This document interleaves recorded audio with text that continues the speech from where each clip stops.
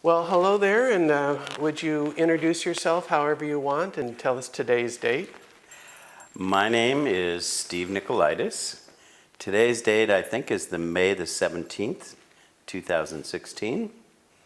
It's a sort of overcast and gray day in Carpinteria, California. Still a very beautiful place to live. I'm honored and happy to be a part of the Larry Nimmer collection of true stories. I'm 67 years old.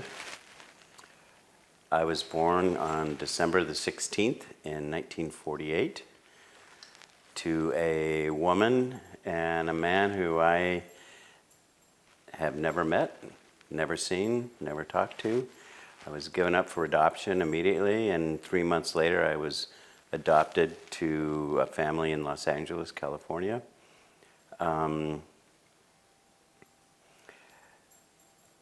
There's a lot of conversation throughout my life about being adopted, about the sort of need to be hugged all the time and loved by women and fear of abandonment and all that kind of stuff. You feel that you have some of that? Of course I do. I think actually everybody does, Yeah. But I grew up in the east part of the San Fernando Valley in a typical LA suburban family. I was, a skinny little kid who they would make me sit at the table until I finished my lunch sandwich, which sometimes would be like 2.5 hours, But I loved to ride my bike, and I was always back in the 50s in LA, in the suburbs at least. There were a lot of kids. We were the baby boomers. Everybody who survived World War II came home and impregnated their women, and we were the kids. And so, I always think of California as in a grand scheme of America. America is really the story of moving west. It starts in the East, Jamestown and Plymouth Rock, and every successive sort of social movement involves moving west. Unfortunately, it includes a massive, horrible genocide of Native American people. But California is like the end of the line. There's no more moving west. And I always felt like in California, the people who believed in getting on their ponies and riding over the hill and seeing what's on the other side, that's where they all ended up. And when I was a kid, we all ended up on our bikes, riding the neighborhoods. In the summertime, we would, meet up at 9:30 and we'd be home at 4:30. And what happened in between, no one cared about, no one really knew, and everybody trusted that it would all be great. It was a wonderful time to grow up in Los Angeles. Can you remember what you typically would have for breakfast, lunch, and dinner? Well, typically for breakfast would be cereal. I love Cheerios. Back then, it was not so much cereal and fruit, although occasionally it would be like that. Lunch was just a peanut butter sandwich. Dinner, I don't know. My mom was a horrible cook, and whatever she fixed, we sort of ate half of it and then went away. What do you typically now have for breakfast, lunch, and dinner? Now, typically, I have cereal with blueberries. Lunch is a salad, and then dinner, we either go out for dinner, another salad with chicken, or cook something here, piece of fish. We don't eat extravagantly. We don't eat a lot of red meat, but we enjoy it, How about now we're going to move to your teenage years, and I'm going to adjust the shot a little bit if we may. Okay. Okay, so moving on to your teenage years, what was going on? Yeah. So, I have a theory that I sort of became 16, I guess, in 1964, right? Um, Coming into the whole hippie world, sex, drugs, and rock and roll. But I think that the sexual revolution really started in the 50s.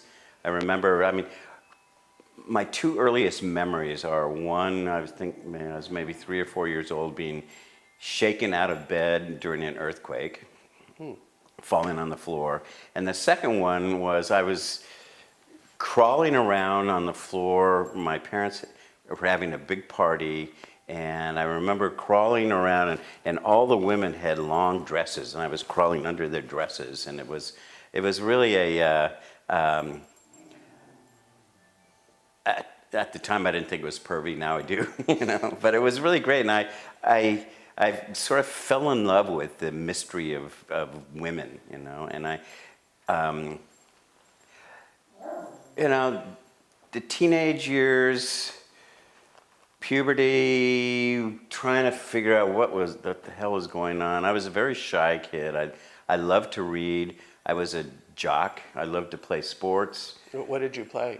Well, in LA in the 50s, there was no Dodgers, there was no baseball team, and there was no Lakers, no basketball team. So it was football and kickball, basically. And I played, especially loved. I just turned this off, sorry. Yeah. Especially loved football, and and we would, there 6 or 7 of us would get together on a Sunday afternoon and go to the park, and we would play, tackle football, when we were 10 or 11 or 12 years old. And Really? Yeah, it was really, really fun. In a local park? In a local LA, North Hollywood park, yeah. But when I got into high school and girls and social clubs and cars, cars were the modern equivalent of the pony that, the guy who said, let's get on my horse and ride over the hill and see what's over there. It was pretty remarkable time. What was your first car?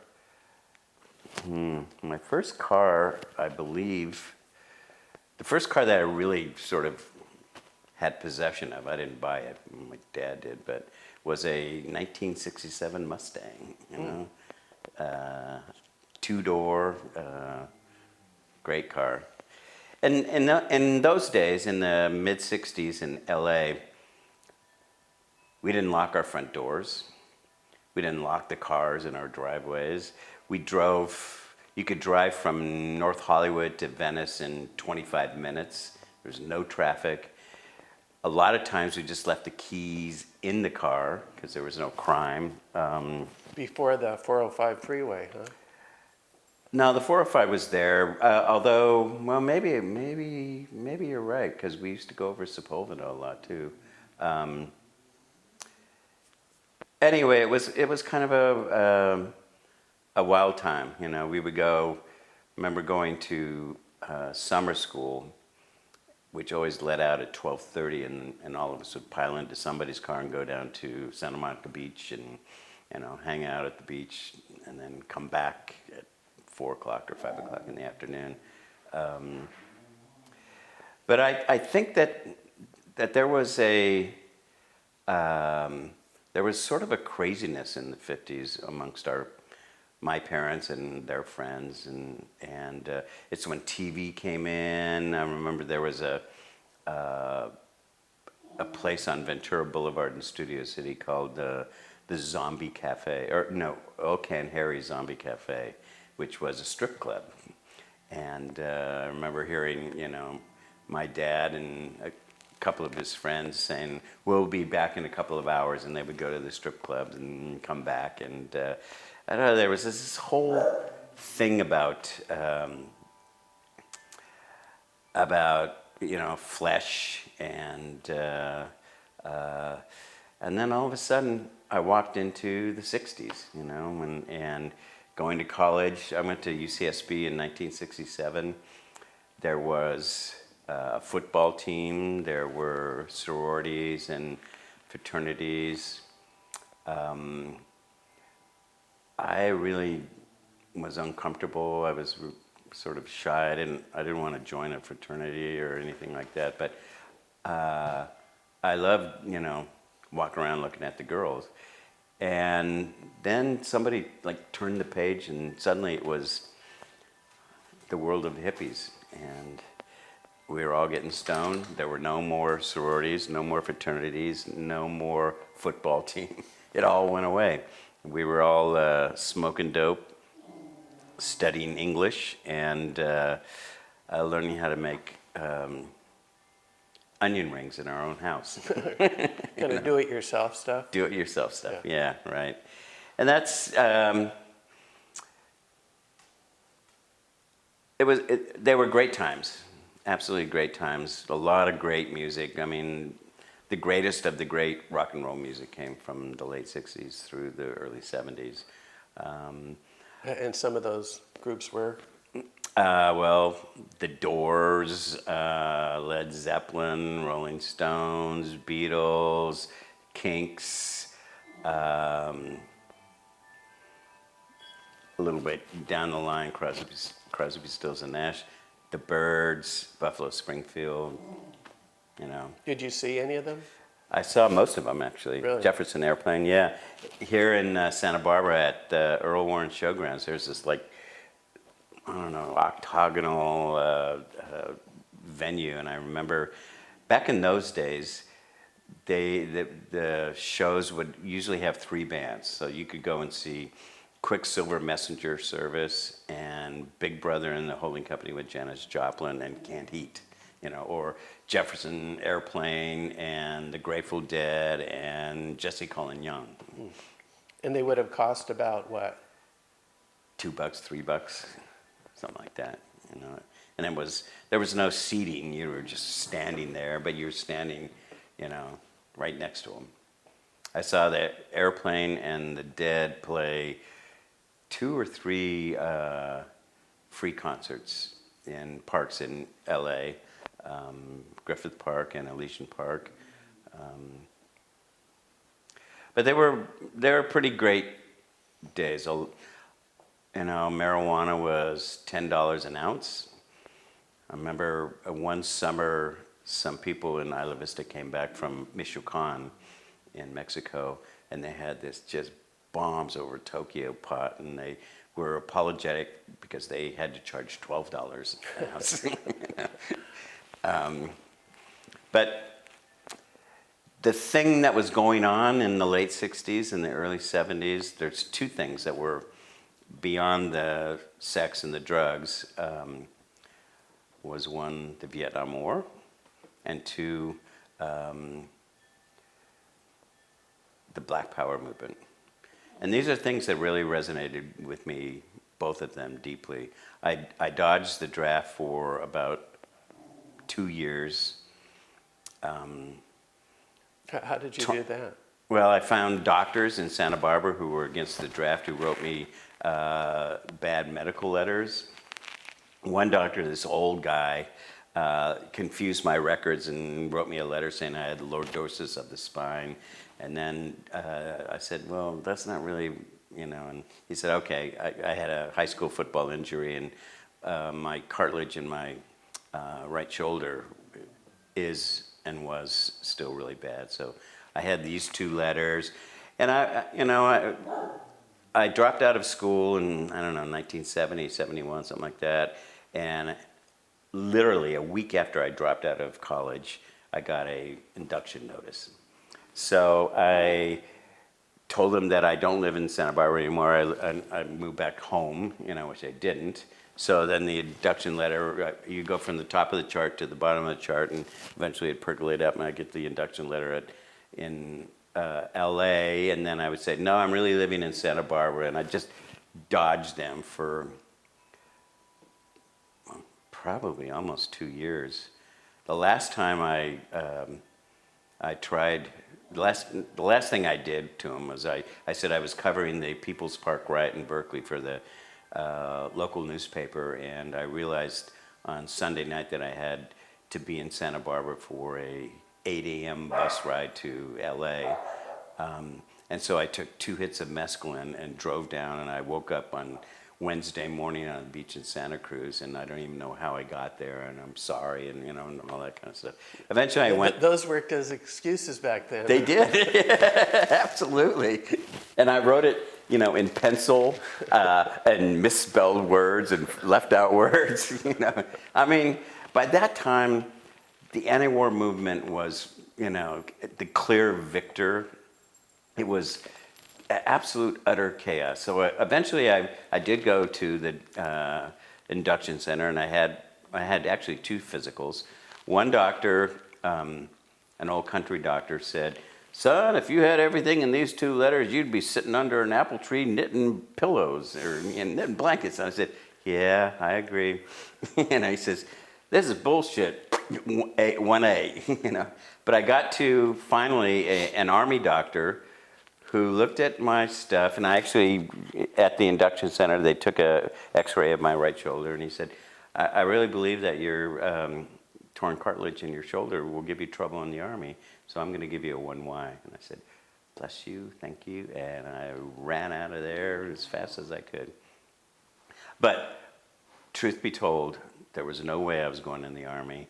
I still say to this day, and I mean this with all reverence and respect, that everybody who fought in the Vietnam War, especially everybody who got seriously damaged, and we all know so many people who got seriously damaged or died in the Vietnam War, all of that was for no reason at all. It was just a waste of human lives, energies, dreams, aspirations, everything. There was nothing good came out of the Vietnam War.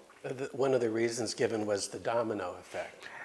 That's what they all said, yeah. Which was what? Which was, if we let the communists take over in Vietnam, eventually they'll take over Indonesia, and then they'll take over Australia, and then they'll take over Hawaii, and then they'll be on the beaches of Malibu, total wank city, complete.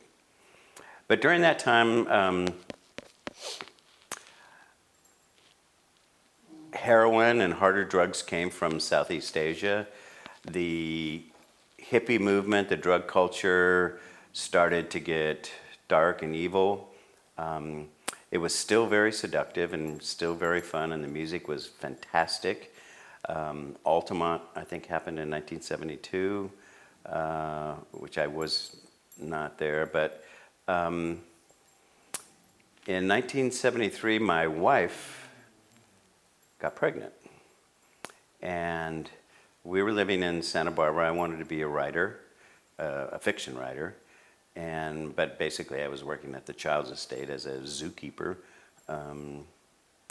And so I thought, okay, well, I guess the fun days are over. Now I have to be a dad. And so we moved to Los Angeles. In the early 70s, the one thing I knew I didn't want to do was have a corporate job where I had to wear, the corporate costume and sit at the same desk for 25 years. I just knew I couldn't do that. And so my father, who had been in the television business for his career. You're doing what? He was a treasurer, a money guy, a controller, that kind of person. He gave me a job as his secretary for $100 a week. I had a kid and living in LA, and then we had a $100 a week salary. Generous dad, thanks so much for that. And, are you saying that facetiously? Yes, of course. But, life took a turn. Instead of being, a stoned out hippie riding his bike around or, wandering in the hills or on the beach, I got into an industry that fascinated me. Because you were around it with your dad's job? Yeah, yeah. And I mean, I was doing residual schedules and, doing a lot of stuff that sort of allowed me to see how industry gets put together and stays together. And during that year that I worked for him, I met a couple of guys who liked me, and they left the company. We were, this is when I first understood what freelancing was. You didn't work for the same company for all your life. You took a job, and when that job is over, you look for another job. Anyway, they got a job working at a company called Filmation, doing Saturday morning kids programming. And the first summer we were there, we did 63 episodes of 4 different Saturday morning kids half-hour TV shows. Shazam, ISIS, Uncle Croc's Block, and Ghostbusters, I think it was the other one. And, that, as they say, that, the page got turned again, and I was I walked through the door into movie production. And what were you doing, producing type coordination? Well, initially I was the gopher. Go get me a cup of coffee. Go take the mileage money out to the set. Go, do this. Print these call sheets and spread them out to everybody. I always used to make a joke about these agents' sons who would want summer jobs, and they'd want to start at the top and work their way down. No, I started at the very bottom and worked my way up. But after a year or two there, I was running the place. My mentors had gone on to bigger and better things, and I was left there, and I was the man. And through that, I was able to get into the Directors Guild as a production manager, and then the race started. Can I have a sip? Yeah, sure. Tell me about some of the jobs you've worked on. Well, when I started, the first job after the Saturday morning kids shows, I was a production manager on a TV series in Hawaii. We were in this town called Kailua on the north shore of Oahu. It was a short-lived series. I think they had a deal for 13 episodes. I think we shot 13 episodes, but only 6 got aired, and then they canceled it. What was the name of it? It's called Big Hawaii, and it was theoretically about the famous Parker Cattle Ranch on the Big Island in Hawaii. It was a fantastic job. I love Hawaii so much. If you do anything in your life, go to Hawaii, learn to snorkel, learn to stand on the beach at night and feel the trade winds blowing. It's just such a magical place. But I came back, and then I worked on probably the most insane job I've ever had in my life. There was a very famous writer by the name of Abby Mann. I think he wrote Judgment at Nuremberg. And he was directing for the first time. And he was doing a 9-hour miniseries on Martin Luther King. Paul Winfield played Martin Luther King. And they had already shot it, and Abby had proved himself to be an absolute crazy, insane human being. And now they wanted to do 2, maybe 3 weeks of reshoots. And my mentor, Bill Finnegan, was hired to line produce it. And so he said, you be the production manager. Bill said, I met with Abby, I can't stand him, I'm not going to be around, good luck. And so Abby and I went through this thing. And he had already pissed off every black actor in Hollywood.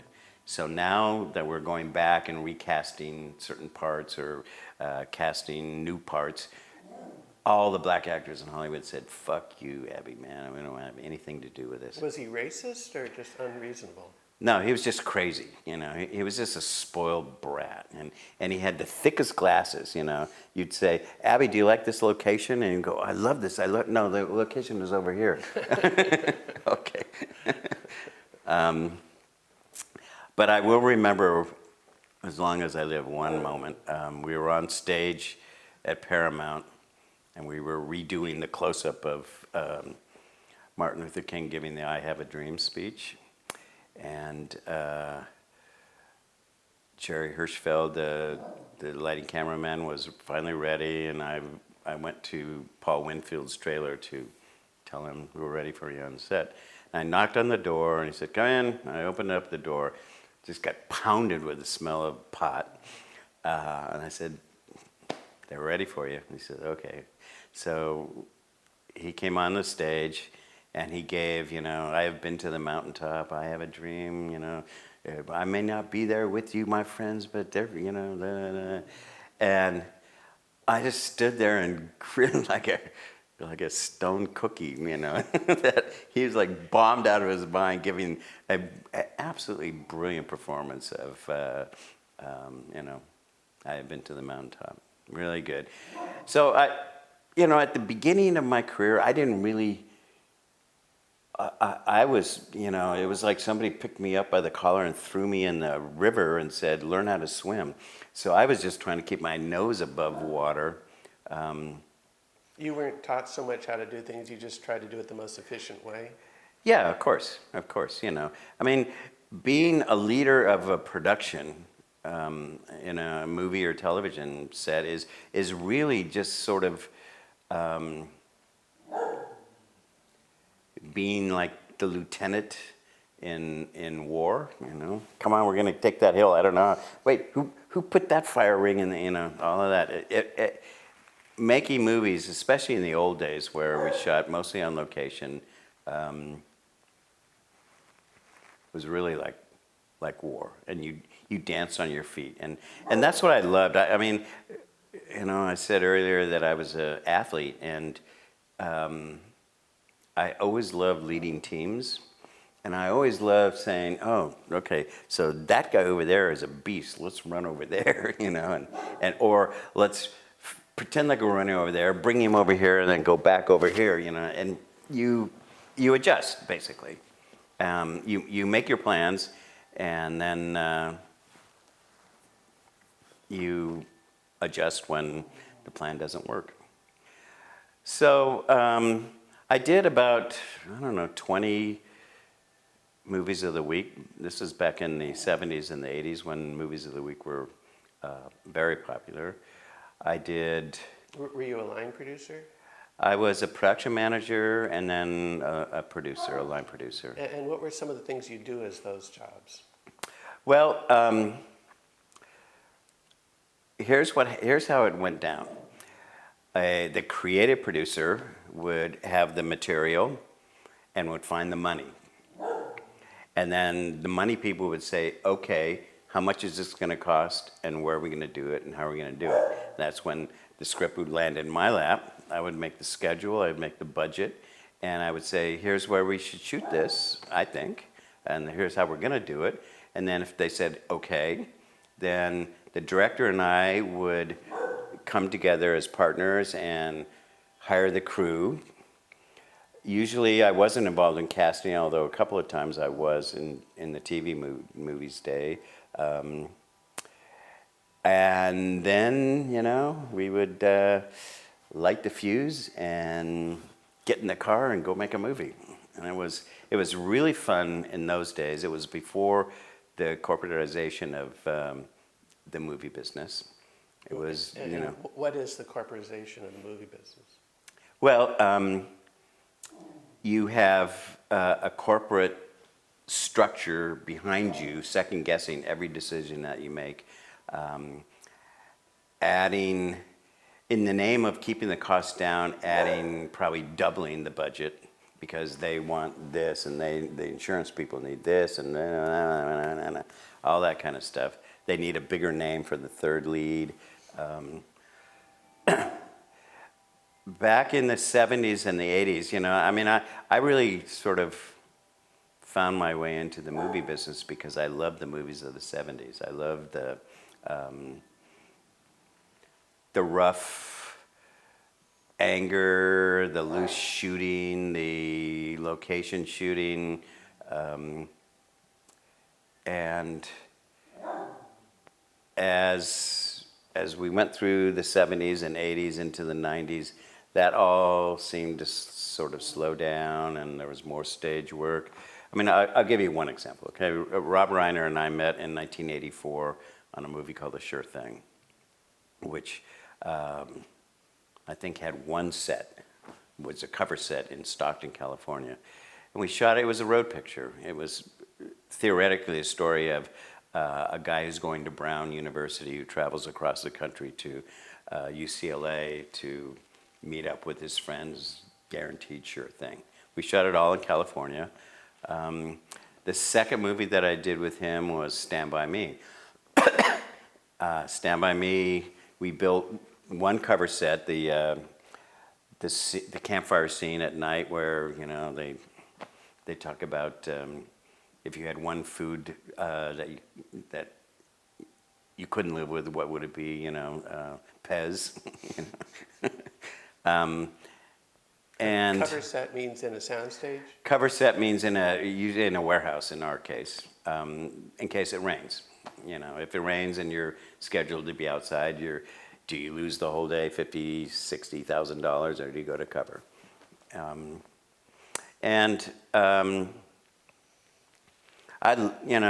mean, in those days, Stand By Me was done for Norman Lear's company, and basically, you know, we agreed on the budget, and the money people, the business people said, okay, and then they basically said, you're funded, have a good time, come back with a good movie, and that's how it was.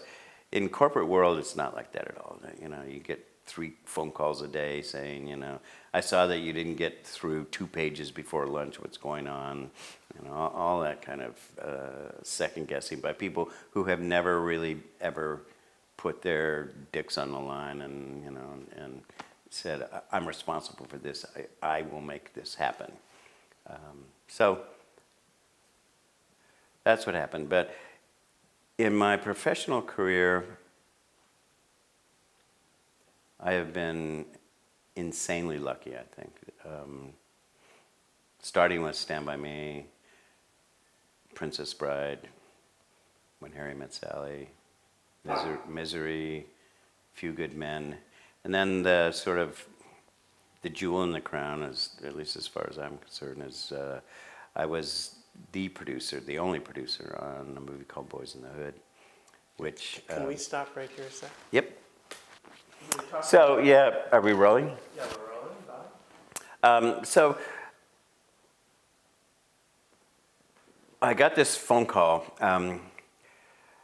I had just finished the movie Misery, which was aptly titled, a really hard shoot. And it was the summer when my son Aaron was going from 6th grade to 7th grade. And I kind of figured that this would be the last summer that he would really sort of need his dad and listen to his dad and hang close with his dad. And so I didn't want to work in that summer. I think it was 1990. So I turned down my friend Billy Crystal's request to work on City Slickers.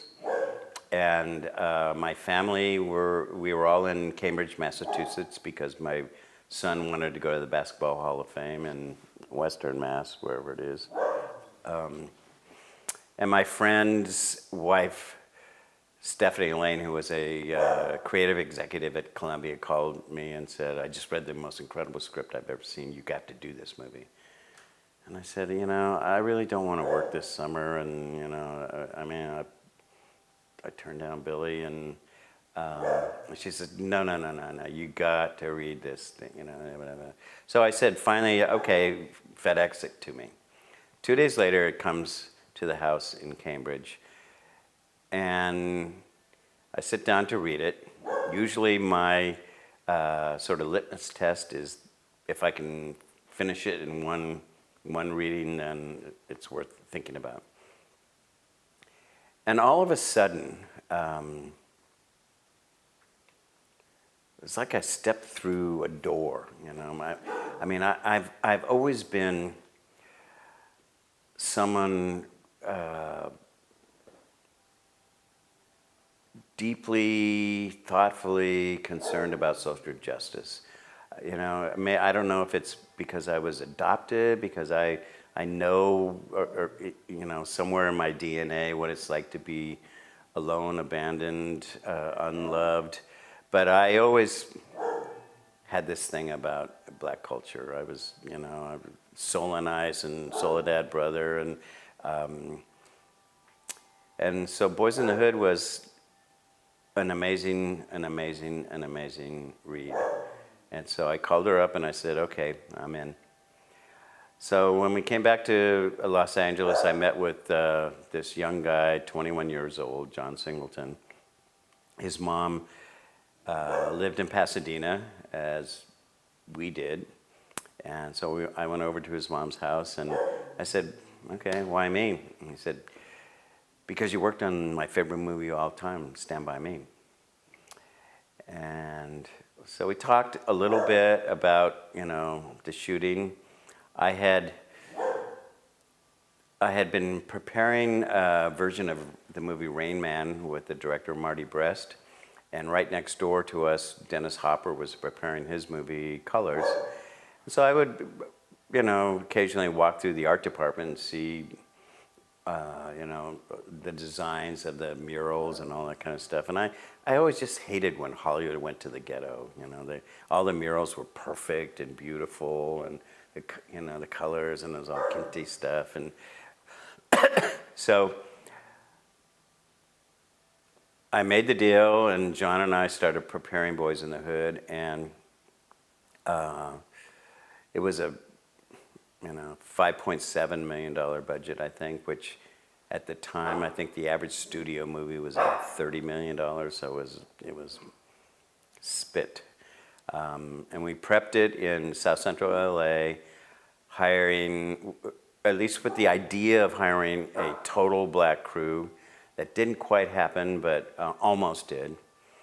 And about 3 weeks before we were going to start shooting, I went to Columbia, the financier, my friend Gary Martin, who is the physical production guy, and I said, you know, what I'm learning is that black technicians have no chance of getting in the IATSE, into the union. They just, you know, they just can't. I want to take this movie and go to the unions and say, I'll deliver this movie to you, but you have to take all the black people that we've hired so far. And Gary said, okay, fine. You know, probably added $120,000 to the budget for union fees and all that. So I called up the IA, the union, and I said, I'll deliver this movie to you, and you and I both know that you're not coming to South Central to check, you know, whether there's union members working on a non-union movie, but you have to take every single person that is on our crew right now. And they said, okay. So I don't know, maybe 20 black technicians got into the movie union on that movie. And, you know, I mean, I could tell you stories till your teeth fall out about Boys in the Hood, but it turned out to be a really wonderful experience, a crazy shoot, a good shoot, and it debuted in Cannes, and I remember going to the theater. That it was a Saturday afternoon. It was like a 2:00 screening. The entire royalty of Black Hollywood was there. Eddie Murphy, Spike Lee, Quincy Jones, you know, I don't know, 4 or 5 other, you know, the power players of Black Hollywood were there. The lights went down. The movie came up. I said to my wife, well, I wonder how this is going to play in French. You know? No shit, motherfucker. That kind of stuff. So the movie plays through, and the lights come back up. The audience explodes, standing room. People in the balcony are hanging over the balcony trying to get, John Singleton's attention. I was sitting in front of Roger Ebert, who was with his girlfriend at the time, later his wife, and I turned back to them, and they were just crying their eyes out. Roger later became really the, the town crier for the movie. He wrote 3 or 4 or 5 just glowing reviews about the movie in the Chicago Sun-Times.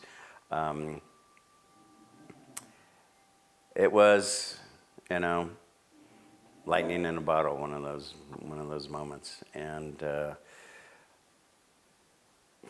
very happy and proud to have worked on that movie. Were you treated any different being white by the crew or anybody?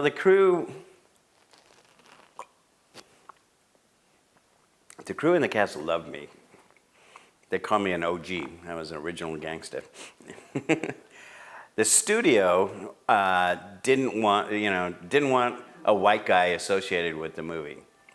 It was just it was their gift to the culture that they let this young black man make his movie. The studio didn't have any idea what the movie was about. The first time that we showed the movie was to the studio, and I remember walking over to the big theater on the Sony lot with Gary Martin, my friend, and he put his arm around me and squeezed my shoulder and says, "Well, are you ready for this?" And I said, "Yep."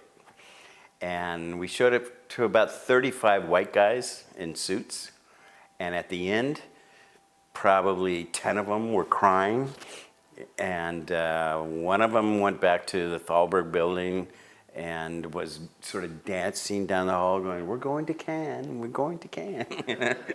They knew they had something. And it was a gold mine, it cost under $6 million, and it made, originally they said it was in the red, but then my lawyer sued him and it wasn't in the red, and back in those days, the VHS and the Laserdisc and eventually the CD sales, it's been a gold mine ever since for them. It's a landmark movie. What would you say is the legacy of the movie? The legacy of the movie is this: that a society that sees a fringe element as nothing but a bunch of dirtbag, gangbanger, go nowhere people. And that is how it was in LA in the late 80s and the early 90s. I used to watch the 10 o'clock Channel 5 news on Sunday night. I call it the murder news, because it was the roundup of how many Crips got killed and how many Bloods got killed and how many, in between babies got shot and all that kind of stuff. And everybody who didn't live in South LA said, "What the hell's wrong with these fucking people?" It's just like the Watts riot. They burnt their own neighborhoods. How stupid are they? They're killing their own neighbors. They're killing their own brothers and sisters and friends. Once Boys in the Hood came out, nobody could say that anymore, because it wasn't just some dirtbag gangbanger lying dead in the alley. It was Ricky Baker. And Ricky Baker had dreams, aspirations, a family, a son and a mom and a brother, and that the real challenge and the real brilliance of art is to show everyone our common humanity. That we're just not just gangbangers or Arab terrorists or greedy Jews or cold-hearted, white Christians. That we're all human beings, and it was an important thing to say about black culture at the time, And it continues to resonate. You know, I mean, in a couple of weeks we're going to the Motion Picture Academy to celebrate the 25th anniversary of Boys in the Hood. Did it open up similar films like that to you then? Well, after that, yeah. I mean, a whole flood of black films came, and then now that sort of culture has gone away, but I think that the black community is diversified. You know, and I hate to say this, but when the Rodney King riots happened, which we were shooting Poetic Justice at the time, when the Rodney King riots happened, there were fires in Pasadena, there were fires in Beverly Hills, there were fires in West Hollywood. So it just shows that that I think, at least in Los Angeles, the racial diversity is conquering the segregation of neighborhoods. What was John Singletary like as a director? What was his style? Well, John, on Boys in the Hood, which is the first thing he ever directed, I remember the first day, we were shooting at Doughboy's house, and the first couple of shots, he printed the first take and moved on. And I had to go up to him and say, you know, you can do 2 takes. You can do 3 takes. Because he was then, and he still is to this day, a very strong-willed, focused director. I think maybe that's a weakness in him a little bit, that he doesn't always listen to other ideas or try different things. But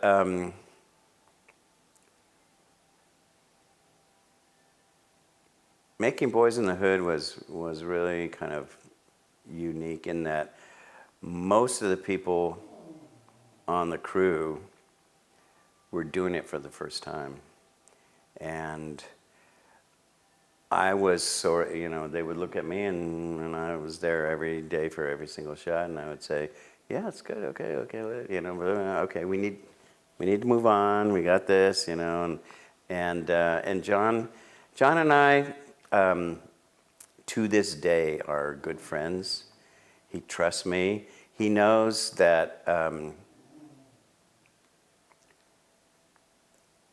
he likes my sense of humor, my sort of cutting, sarcastic sort of sense of humor. But he knows one thing, and the people who I love in this business and who love me in this business, we all love the same thing, and that is that the goal is excellence. That that's what you strive for. If you can help it in any way whatsoever, you don't give up until you have excellence. Sometimes you have to say, okay, the lights changed, and or this actor ain't gonna cut it or whatever. But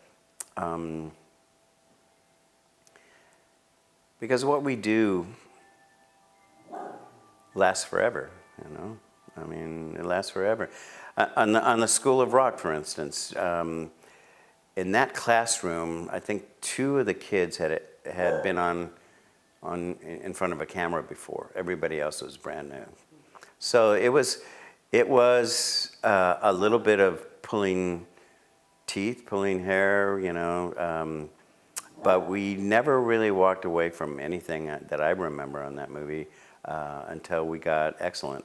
Same with Stand By Me. I mean, River Phoenix had been in, I think, 1 movie before. Corey Feldman had been in Goonies, I think.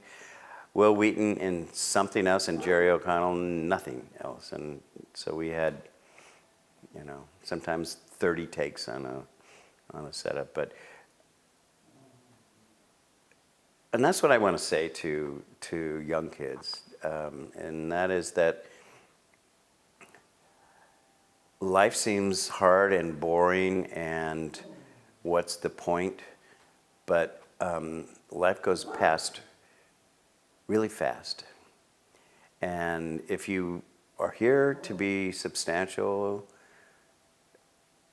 then you need to have that motto, which is the goal is excellence, and to figure something out. I mean, I feel really lucky in my life that I found a career that I loved. I worked really hard at. I lost 2 marriages. I'll probably die of an ulcer, but I worked on some great movies, and I put my heart and soul into each and every one of the efforts, and that's worth it. That's why, that's why you came out of somebody's womb, I mean, it's I don't know, I don't want to preach or anything like that, but You're saying excellence is really worth striving for. it is.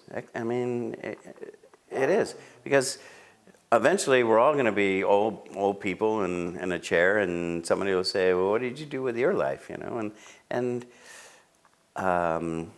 if you can say, whatever you did, I tried to do it excellently, that's a life well lived, I think. What advice do you have for people getting ahead in your business? Well, in this business, I don't know. The internet has, reshuffled the deck everywhere. It's killed the music business. I have a feeling it's going to kill the movie business as well. On demand, how do you charge tickets? It's crazy. But I've been mentoring a couple of young filmmakers, and they're good friends of mine. They're artists in their own way, and if that's your calling, to make music or make movies or to do TV or to write novels or whatever, do it. Go out and do it. The technology that is killing the business aspect is also opening up the expression aspect. If you have a computer and a camera, you can make a movie. And so go do it. Do it. And if you think you're a storyteller, which I thought I was when I was young, and then I sort of didn't pay attention to stories, read, watch, think, analyze, understand what goes into something that works. It's not just, getting stoned and having a daydream. It's a real challenge, and that's what I would say. Are there some things like make a lot of effort, put yourself out there, and some things will happen while others won't? Or being easy to get along with? Or being well organized? Well, it depends on what you want. I would say firing a lot of missiles out there is not the right way. Find one and focus on it and do it to the best of your ability. If you're not an artist, but you want to produce artists or help artists or manage, then maybe, 10 irons in the fire is better than one. Not all of us are writers and filmmakers or musicians or painters. But if you have the calling, if you have the feeling that you want to be in that environment, however, because the thing about artists is they always need business people. My friend Rain Perry said it best. Anybody can make a great song. Nobody can make a living. And so, I don't know. You get on the internet. I read these things, from Buddha and all this stuff. That you only get one at bat in life. So, swing for the fences. I don't know about that. Most of us are single sitters, and there's nothing wrong with that. But find what makes you happy, and then work hard at it. Because it's easy to be lazy in life. It's easy to just sort of coast. It's easy to give up. It's easy, and there's nothing wrong with not achieving anything. I believe. But there is a much deeper satisfaction in trying to do something, and then maybe you're lucky and you do it. Well, in this creative business, it seems like there are a lot of people who are very creative who don't make it, in that not many things go all the way. Do you have any thoughts what you would say to those, to people that try, and do they keep sacrificing, or do they get practical and try something else after a while? Well, I think it depends on how old you are. I think at a certain point in time, if you realize that you're really not Keith Richards, and so maybe you should pick up the acoustic guitar and play at Italian restaurants on the weekends, But I don't think that it's about accomplishment. And of course, it's easy for me to say because I feel like I have accomplished a lot, but I don't think it's about accomplishment. It's not about the destination, it's about the journey, that to be trite about it all. But really, what's going to get your rocks off is trying, is learning. Because as you continue to try, no matter how many times you fail, you're still going to get hit in the head with the brick, and maybe you'll learn something. And that's, I think, a good thing in life. Who were some of the stars of Boys in the Hood? Boys in the Hood was Cuba Gooding Jr., Morris Chestnut, Ice Cube, Lawrence Fishburne, Nia Long, Angela Bassett. Those are the, the big ones. Was that the beginning of Ice Cube's acting? It was the first time he was in front of a camera, yep. What was he like working with? Well, John, I think he was a door guard on the Arsenio Hall show at Paramount. Ice Cube was, or John? John Singleton. And Ice Cube was a guest because he was in NWA. And John said, I'm writing a script and you're going to be in it. And Ice Cube would say, yeah, okay. And then we had a production office, and John called Ice Cube's people and sent him a script. And he came in to read on a, Thursday afternoon or something like that. Everybody was pumped. John was, 2 feet off the ground. He was so excited. Ice Cube showed up, came in. Somewhere there's a videotape of this because my friend Tony Gaudios videotaped all the acting auditions. Jackie Brown, the casting director, John and me and Cube were in the room. And we asked him to, cold read a scene with Jackie, and he was just horrible. He was sucked. And he got really sort of, ornery about it and split, and John was like, oh, fuck, I wanted this so bad. I wrote this for him, and everybody was just bummed. And the next morning, Ice Cube called John up and said, I gotta admit to you, I didn't read the script. I didn't know what this was about. I suck. Can I come back this afternoon? So he came back that afternoon, the day following the first reading, and he was dope. He was just, he just nailed it. And he got sort of chopped at the knees to, I think that he finally, I think for the first time he understood that what acting was and not what singing was, and what celebrity was and acting wasn't, and fit in. It was his team player, bitchin' guy,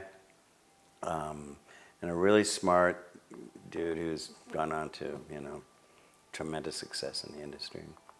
A professional, I guess. Complete professional, yeah. It's cool how people can come from all types of backgrounds but still be professional when it comes down to it. Yeah. There's a level of maturity that that is always in question with stars, with movie stars, or music stars, or any artists, and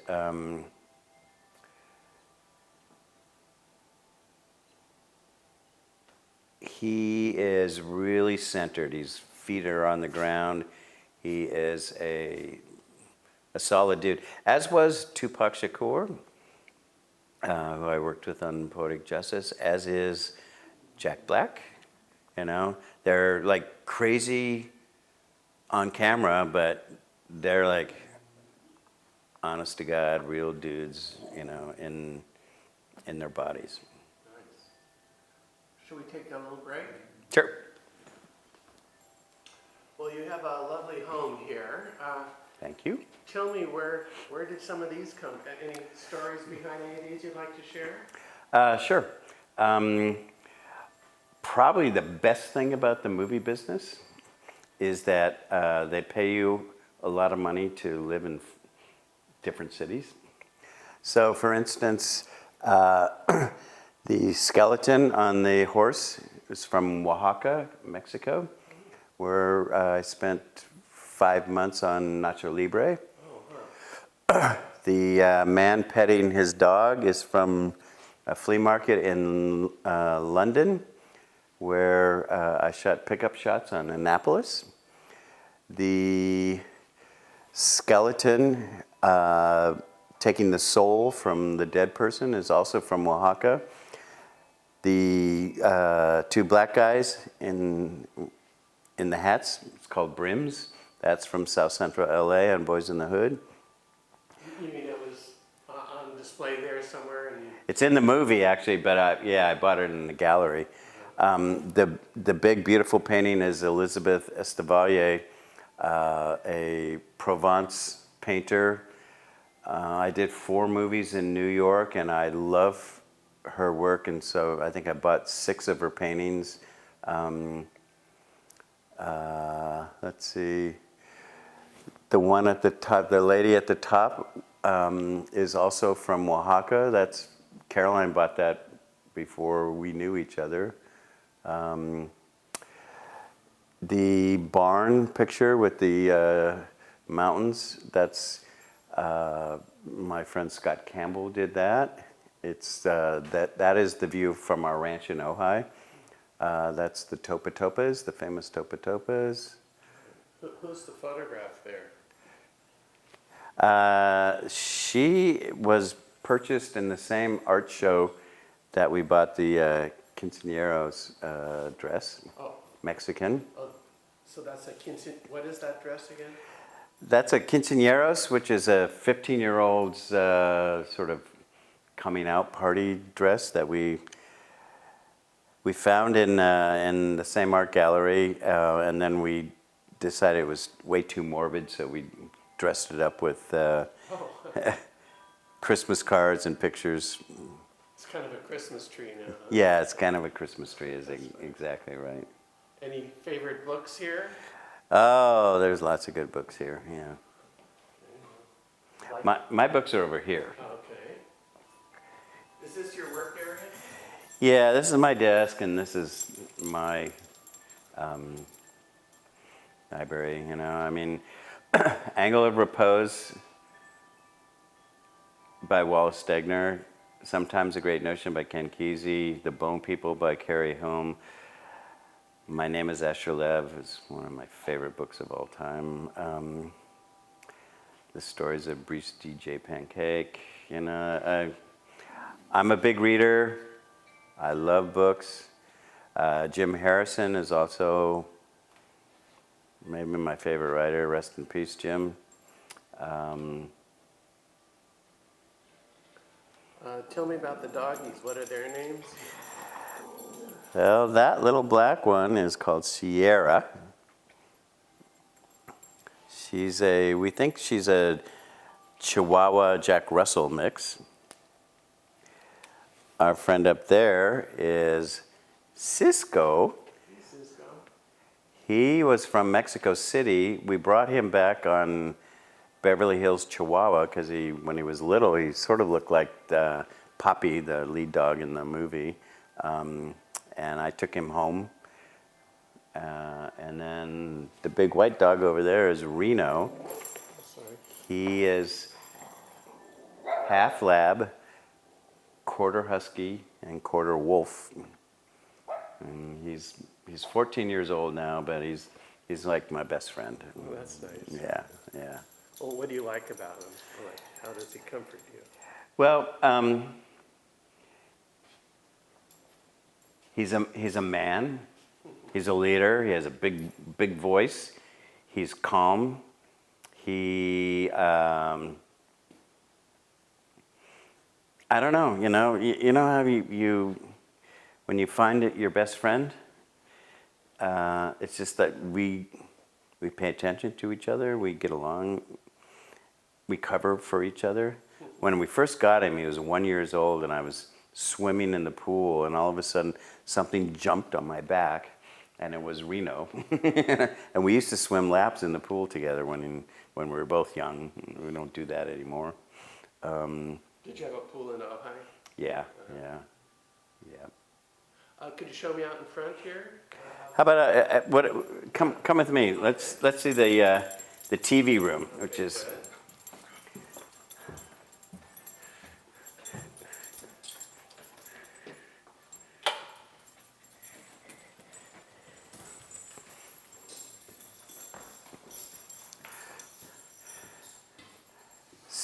So, unlike a lot of movie people, we don't have a lot of, memorabilia, pictures with famous people and all that kind of stuff. But these are the ones that, this is our TV room. This is a beautiful French poster of Edward Scissorhands, which Caroline wrote. Caroline, your wife? Caroline, my wife. Caroline Thompson. And then on this row, there's a prototype for a Boys in the Hood poster, which got rejected, but I love it. And then we went online to find something from Stand By Me, and this was a college student's graphic arts deal. I love it. Oh, yeah, a college, just a student project? Yeah. That's cool, and you found that online? Yeah. That's cool. Did you just print it out and mount it and frame it? Uh-huh. Nice. And then Nacho Libre is Jack autographed it. What was it like working with Jack Black? Stand right there. Well, we did two movies. Is that him there? Yeah, that's him. Yeah, Nacho.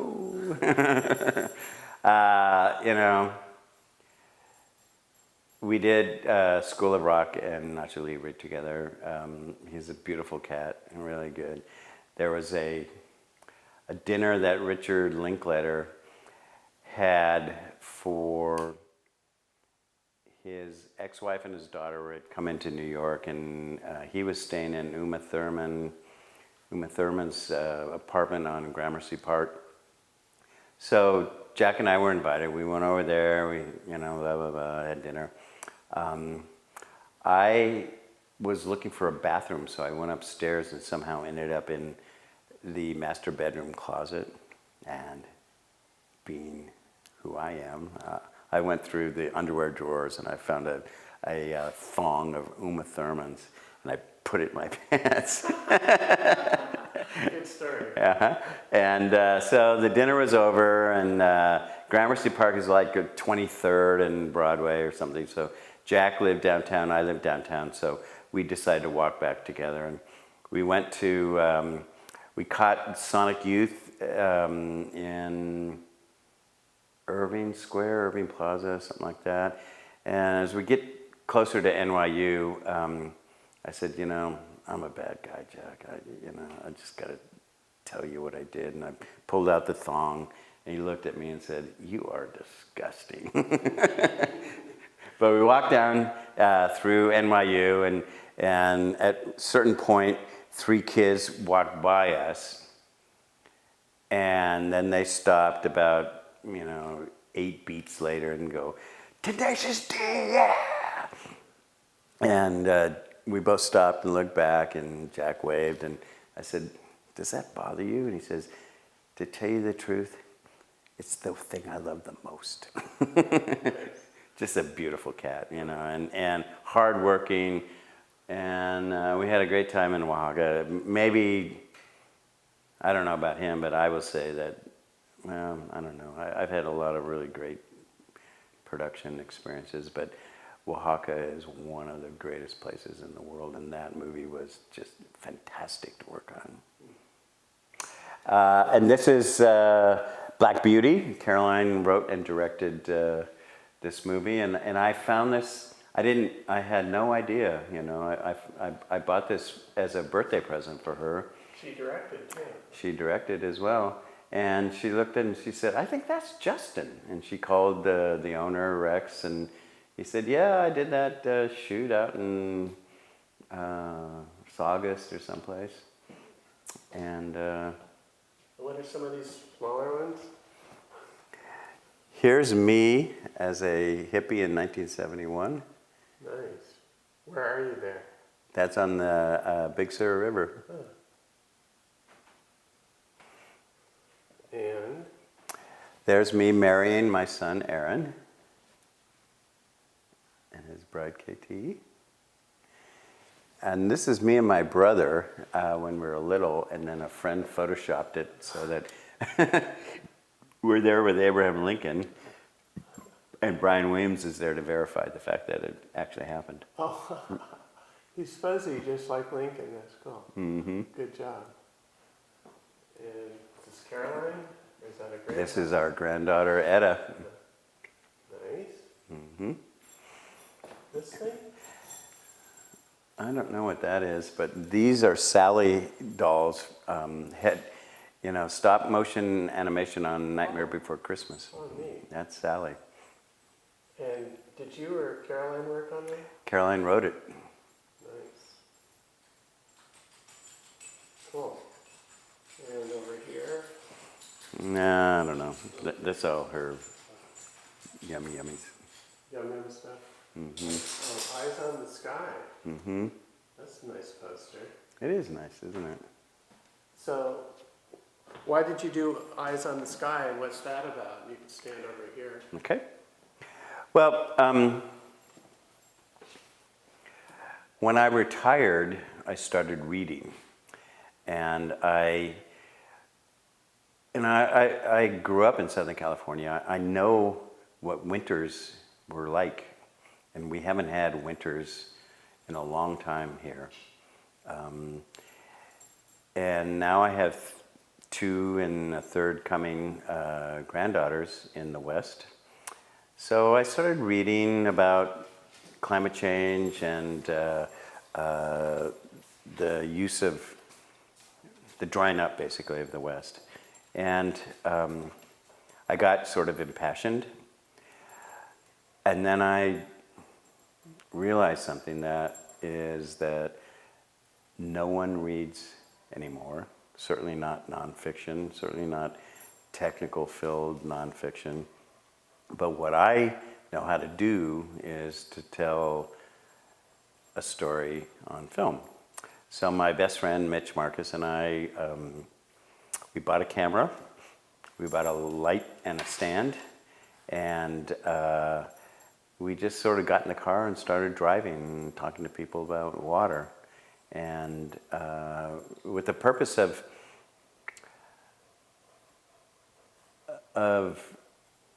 coming to terms with understanding it ourselves. And what has happened is that we've had 20 public screenings of it, including one about 3 weeks ago in Napa Valley. The movie still resonates. This movie is still entertaining, and educational. And the point is that,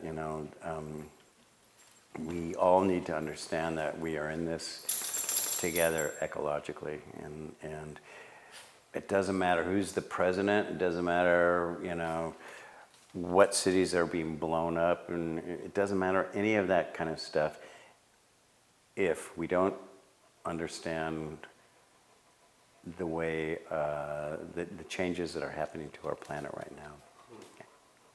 It's a bad time now. It's a bad time right now, yeah. I mean, it's a time of major change, and so the people who have are denying the change, and the people who have not are insisting that we accept the change faster than we need to. I don't know, but I know one thing, that everyone loves to live in Southern California, and if we don't figure out water security, living in Southern California is going to be very, very serious and challenged. Yeah, people are not that alarmed by it now, somewhat. And They're not, time yeah. will tell when this is watched in a number of years from now. Yeah, I I want to offer to you.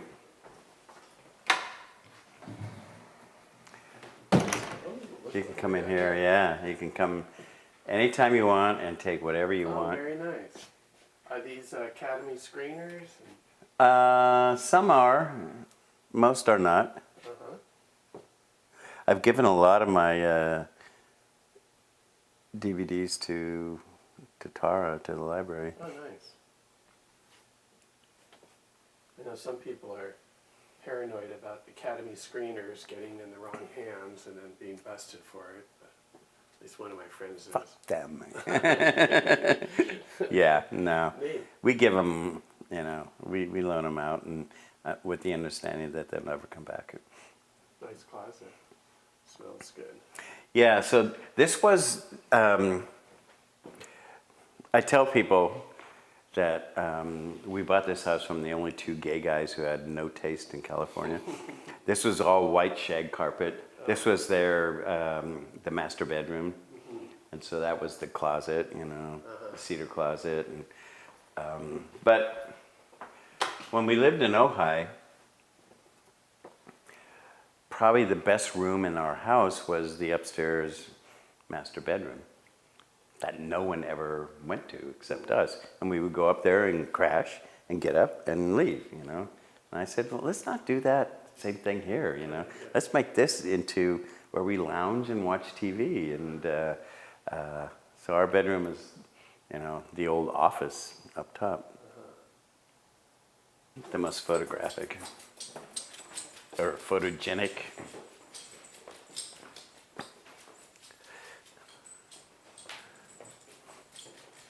Is this a guest bedroom? No, this is our bedroom. This is the master bedroom. Yeah. Okay.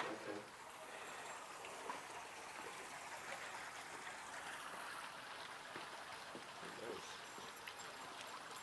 Oh, very nice. Did you make this, or was this here? We made it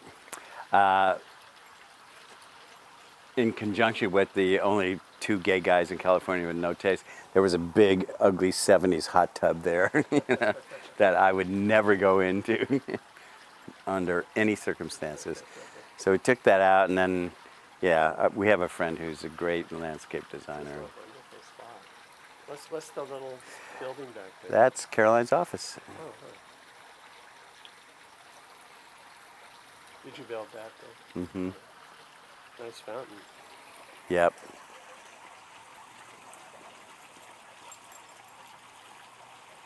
Well, Fancies herself as she's. some of Caroline's work. Uh-huh.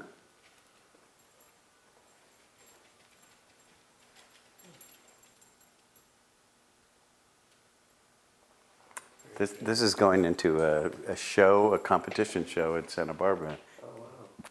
Next week. Good focus there. The show is, the muse is stiletto. So that's what she did. Oh, that's cool.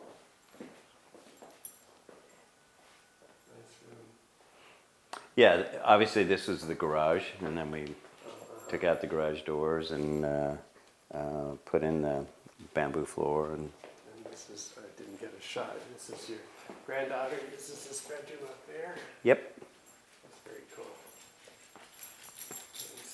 What is this? it's a speaker. Yeah. Nice.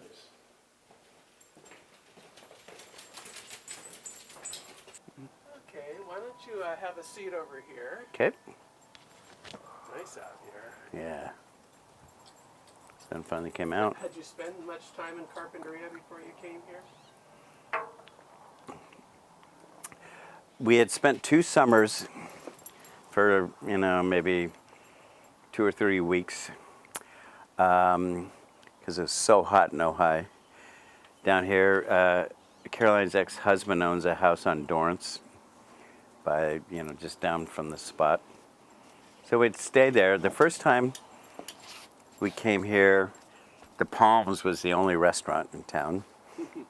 The second time we came here, then Sly's and Gianfranco's and all of that, and the ranch was 90 acres, and it was caretakers and horses, and it was a place for young people, and me and Reno aren't young anymore, so I just said, I don't want to live here anymore, and I don't really like Ojai. The pretension of Ojai is stunning. Well, that's interesting. Yeah. So, And not much pretension in Carpinteria, you'd say? I don't think so. Yeah, I don't think so either. Yeah. So let's see. Tell me about Tupac. What was he like? Okay. So, really? Yeah, really. After Boys in the Hood, the next picture that John Singleton and I worked on was a movie called Poetic Justice. And there was this young rapper by the name of Tupac Shakur.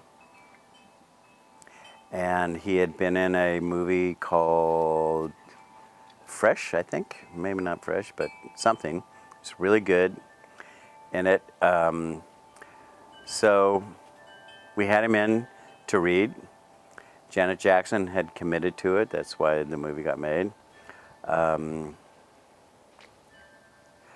my son, who was probably 14 or 15 years old at the time, turned me on to Tupac's music, because I didn't know, What year would this have been about? This Yeah, I'm just going to move over here. Yeah. this would have been about 1993, I think. Tupacalypse Now had just come out, which is, if you don't know it, amazing, historic rap album. I don't know it. I'll have to listen to it. Yeah. Google Music, yeah. Yeah. Tupacalypse? Tupacalypse Now, yeah. So we met him. He's like charismatic beyond belief, wonderful, smart, but a young black guy who's like got the world by the tit. So I said, "Oh God, do we really want to do this?" And Poetic Justice is a road trip. It starts in L.A. We shot in San Luis Obispo and Paso Robles, and then we ended up in Northern California, ultimately in Oakland, where Tupac is from. And during the course of the film, well, actually, the first day of shooting on Poetic Justice was the first day of 3 days at the Simi Valley Drive-In for the opening of the movie. On that Wednesday, the Rodney King verdict came out. And so I became known as the white producer who brought 150 black people to Simi Valley during the riots. Yeah, it was fucking insane, It was real. The Simi cops, the county sheriff cops would come to the set every day, and they would make sure they would pop the trunk of their cars, and so everybody could see all the rifles and the assault weapons that they had, and so nothing was going down. And during that riot, I think Poetic Justice was the only movie that kept shooting because the whole city was crazy, and so we were about the work, but it was also a really sad time, a confusing time. I even sent my location manager out to survey the local motels in Simi to see how many motel rooms we could find for black crew who couldn't get back in because there was a 10 o'clock curfew. And we were shooting from 5 p.m. to 5 a.m. And he came back and said, "There's no rooms for black people in Simi Valley." They didn't want to rent them to black people? No, they didn't. Yeah. And in the future, for those don't know what the Rodney King verdict was, well, what was that all about in a nutshell? Well, in a nutshell, Rodney King was a sort of loser black guy who got, I think it was a traffic violation, and then got into a big car chase on the freeways and got pulled over in Sunland, I think, and he just wouldn't go down, so they beat him mercilessly, and there were people living in the apartments around in the vicinity who shot the videos, and that was the spark that hit the tinder that hit the forest fire in LA. And for really 4 or 5 days, I think there was a brutal, merciless riot, people looting. I would go to work. This is when the cops were found innocent of beating him. Yeah, that's when the verdict came through. That. Is that when the riot started? That's when the riot started. Yeah, on that Wednesday night. And I would go to work. I would be out at the Simi drive-in at, let's say, 3:30 in the afternoon, and we'd finish shooting by 5 or 5:30 as the sun started to come up. I'd get home 6 o'clock or something like that. I would be exhausted, and I'd say, okay, I'm going to have one whiskey, and that's it. And the next thing I knew, it was like 1:30 in the afternoon, because you turn on the local news, and people were, breaking into doors and dragging flat screen TVs down, by chain off the back of a pickup truck down the street, and it was kind of crazy. Anyway, but Tupac,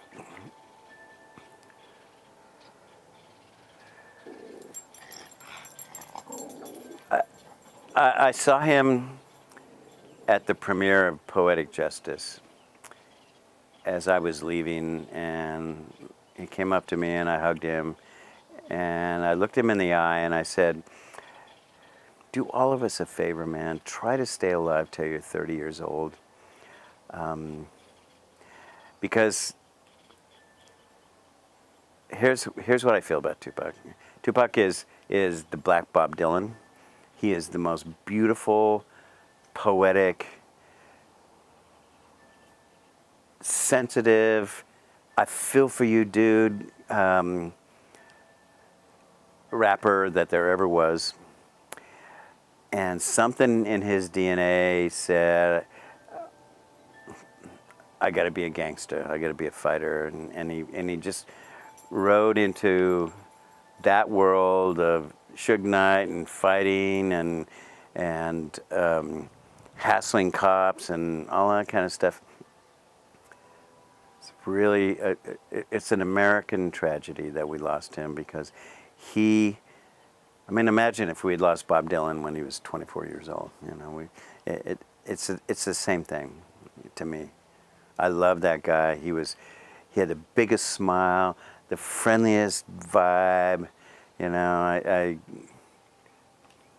just love him. I remember we were shooting during the Rodney King riots in Griffith Park, and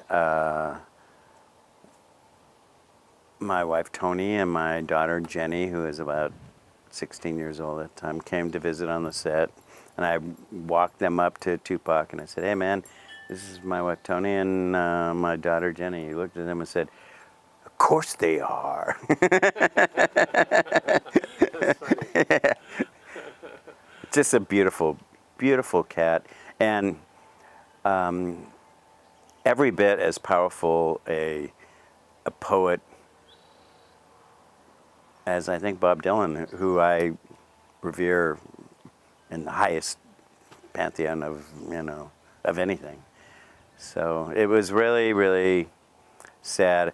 I know the last scene in the movie, I think, maybe one of the last scenes in the movie, Tupac comes back from the catastrophe of the Oakland road trip and goes back to Janet Jackson at the beauty salon and says, "I love you," and they kiss. So we shot that early on in the schedule. And Janet came to me and said, we've all heard about Tupac. I don't want to kiss him. I don't want to change body fluids unless he has a test, And I'm on a HIV test with him, and these are the moments of line producing or producing. So I went into Tupac's trailer and I said, "Look, I just talked to Janet, and she has fears, and I don't think she's right, but I don't think that we can ignore it, can we?" And Tupac, I said, "Will you do a blood test?" He said, "Fuck no! Fuck that bitch! I ain't gonna fucking do that." And I said, okay. He said, "Steve, listen to me. I'm clean. I'm not stupid. I'm not putting my life on the line for any of this shit. And she's just wrong." So I went back to her and I said, "He won't do it, and I agree with him." And she said, "Okay." And then did she kiss him? She did. Mm-hmm. Mm-hmm. Interesting. Mm-hmm. What was Janet like to work with other than that? Well, Janet was a lot like Tom Cruise to work with. Very protected, hidden, quintessentially sweet. A lovely, lovely, lovely, lovely, lovely woman. But, when you're a Jackson, you're not a human being. Sorry, but that's just how it is. And Because you don't live in a normal world. because you don't live in a normal world at all, and you never have. You really never have. But she was completely pro, there every day, always up for everything. Did you work with her brother Michael Jackson on anything? I did not. John Singleton directed the video of "Remember the Time" with Eddie Murphy and Iman, I think, the Egyptian thing. But no, I never met him. He was never around on Poetic Justice. What other big stars have you worked with?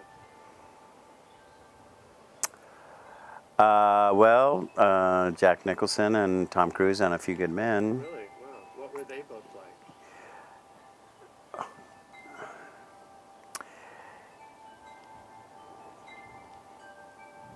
Well, both of them were supreme pros. Tom had his team. His team jogged to the set and jogged back to the motorhome. Tom, I believe, is dyslexic, although maybe not. But he had a hard time in the initial read-through on A Few Good Men. But by the day of shooting, absolutely total pro. I always said, because I worked with James Franco on Annapolis, and I said, other than Tom Cruise, I think James is the most professional, the most prepared actor I've ever worked with. But Tom, I mean, A Few Good Men is a lot of words, and he's really good. He's a really good actor, I think. And as a human being, he's kind of cold. We were in Washington, D.C. early on, A Few Good Men, and Demi was there, and so Rob and a bunch of us went out to a crab place in maybe Bethesda, and it was Monday Night Football, and the Eagles were playing the Giants. Tom is from New Jersey, and the Giants were up like, I don't know, 17-10 at halftime, and I said, Eagles are going to take this game, and Tom said to me, oh yeah, you want to bet? And I said, okay. He said, I'll bet you $1,000. I said, well, you're Tom Cruise. I don't have $1,000. How about 20? And the Eagles won the game, and he's so furious to pay me the $20 the next day. But yeah, Tom is a consummate pro.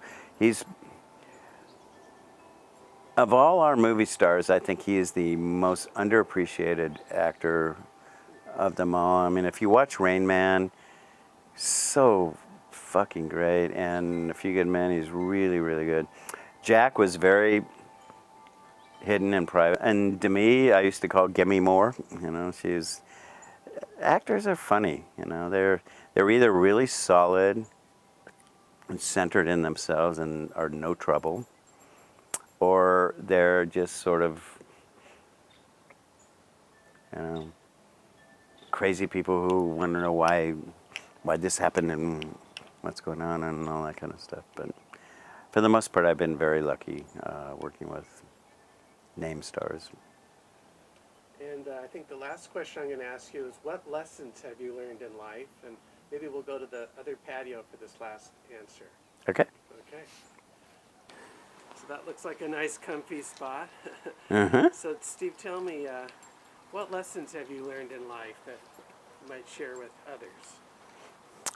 Well, the lessons of life, in terms of what's in my brain, is that it's easy to hurt the ones that you love. And those are the harmful things that you can't erase and you can't get rid of. But that ultimately you have to be true to yourself, and there's nothing wrong with chasing your dreams. But dreams only happen, at least in my experience, through hard work and perseverance and luck. And luck is usually sort of about hanging around until the lucky door opens and being ready to walk through that door. But that, You have to have the hard work behind it to make the luck happen. yeah, you have to be ready when that door opens, for sure. But I think the most important truth in life is to laugh and be happy, and life is serious, but serious is not always the truth.